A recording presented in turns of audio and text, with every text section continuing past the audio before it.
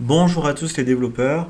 On arrive sur cette vidéo qui va traiter sur un sujet qui s'appelle les transitions animées en CSS. Le principe, alors je ne vais pas rentrer trop dans les détails, il y aura une vidéo de cours qui sera un peu plus détaillée. Le principe d'une transition, c'est faire une animation quand on veut passer de propriétés graphiques à d'autres propriétés graphiques. Donc on part sur notre chat ici qui est positionné en background d'image dans une div qui a une largeur de 400 et une hauteur de 600. Donc vous pouvez voir dans les précédentes vidéos comment est-ce que j'ai implémenté ça. Donc c'est avec quelques explications plutôt simples.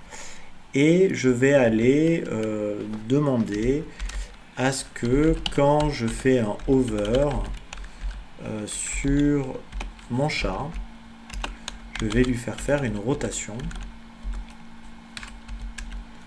de 360 degrés. Qu'est-ce que ça signifie? Quand je passe la souris, là on voit pas trop la rotation forcément, parce que c'est rapide. Si je fais 90, on voit qu'en effet il fait une rotation. Je peux aller lui dire d'appliquer ce style-là avec une transition de 2 secondes. Et là, on a bien une rotation. Je peux lui demander la même chose que tout à l'heure, 360 degrés avec une transition de 2 secondes. Et j'ai mon chat qui fait des flips. Donc voilà qui est plutôt sympa, qui explique un petit peu le principe. Si par exemple vous voulez faire, plutôt qu'une rotation, une translation, translate de 50 px, vous allez avoir un décalage. Okay. Il me semble que je peux mettre aussi une transition ici pour le retour. Et voilà. Et donc là, on a aller. Et quand je sors, je réapplique mon style de chat. Et il revient. Donc assez simple. Vous allez pouvoir mettre par exemple alors box shadow, ça devrait marcher, tiens. Un px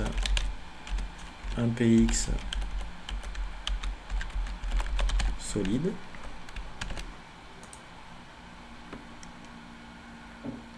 Alors on voit que ça marche pas.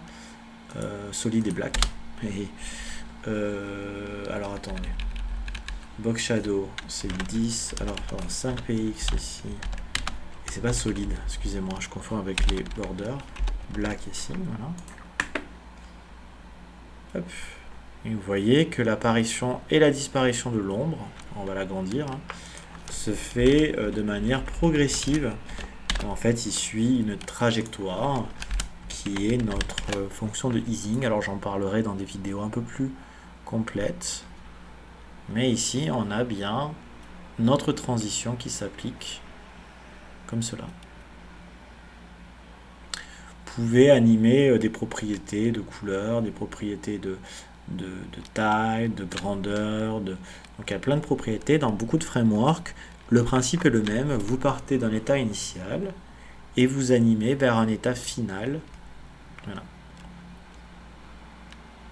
Donc voilà pour des transitions animées simples en CSS. J'espère que cette vidéo vous aura plu. N'hésitez pas à la liker, à laisser des commentaires, à me faire des demandes sur des sujets qui vous plairaient. Passez une excellente journée.